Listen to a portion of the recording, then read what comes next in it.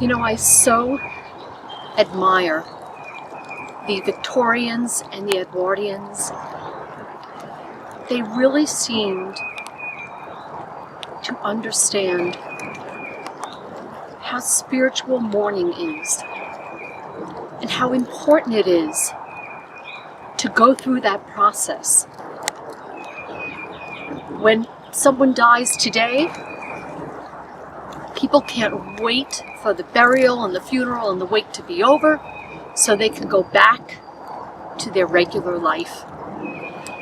But it was not so with the Victorians and the Edwardians. They faced the sadness, sorrow, and the grief, and they allowed themselves to just fully process the whole experience.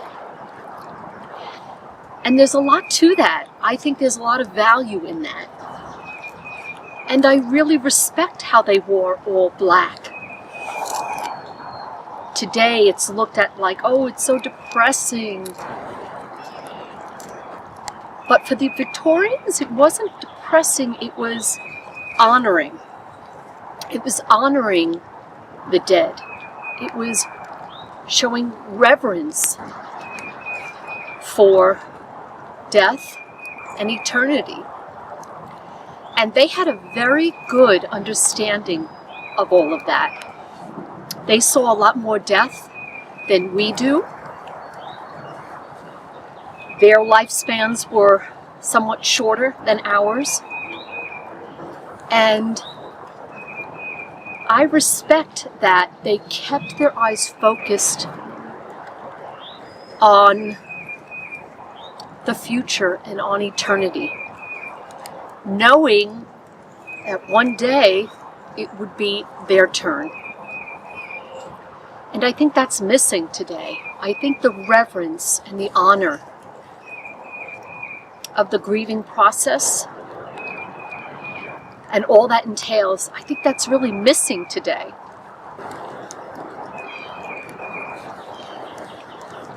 There's so much we can learn from the Victorians and the Edwardians.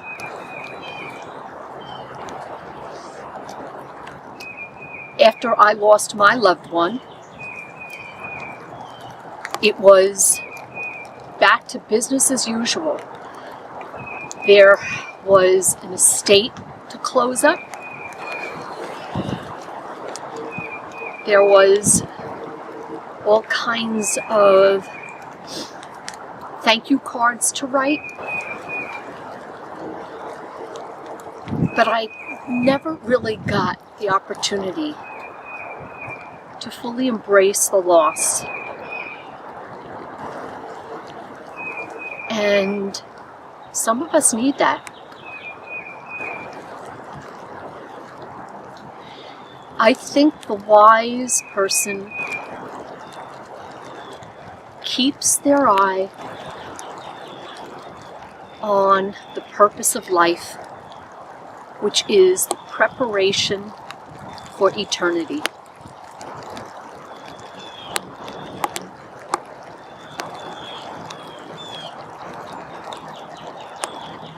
The grieving process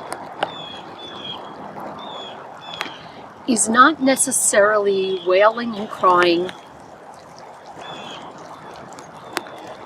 but it's remembering that there is the circle of life, and that if you know where you're going after death, it's not necessarily a horrible,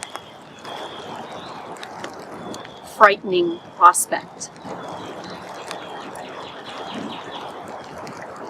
I think it's so important to use this life to know the Savior, so that when your time comes,